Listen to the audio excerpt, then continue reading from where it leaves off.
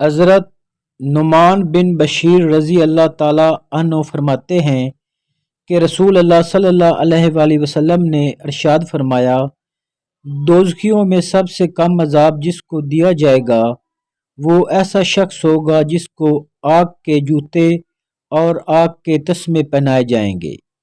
اس کی وجہ سے اس کا دماغ ہنڈیا کی طرح ابل رہا ہوگا اور وہ خود اپنے بارے میں یہ سمجھ رہا ہوگا کہ سب سے زیادہ سخت عذاب اسی کو ہو رہا ہے، حالانکہ اس کا عذاب سب سے ہلکا ہوگا۔ حضرت حذیفہ بن الیمان رضی اللہ تعالی عنہ فرماتے ہیں، امت محمدیہ کی دو دوز کی جماعتوں کو میں جانتا ہوں۔ ایک وہ قوم جو کہتے ہیں ہم سے پہلے لوگ گمراہ تھے، دن میں 5 نمازوں کی کیا ضرورت ہے، نمازیں صرف 2 ہی ہیں، نماز عصر اور نماز فجر۔ دوسری وہ قوم جو کہتے ہیں زبان سے کلمہ پڑھ لیا تو بندہ صاحب ایمان ہے، اگرچہ وہ زنا کرے اور اگرچہ وہ قتل کرے۔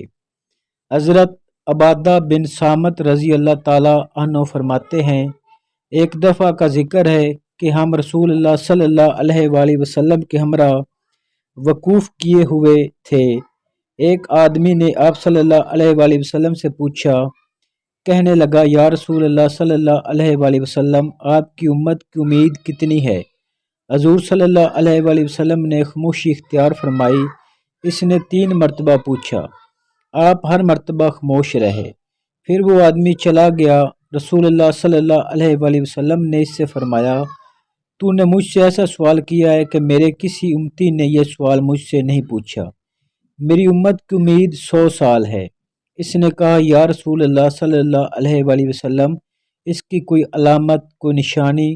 آپ صلی اللہ علیہ وآلہ وسلم نے فرمایا، ہاں، قذف، پتھر پھینکنا، خسف، گہن لگنا اور رجف، پہلا نغفہ اور شیاطین کو لگام میں ڈال کر انسانوں سے ہٹایا جائے گا۔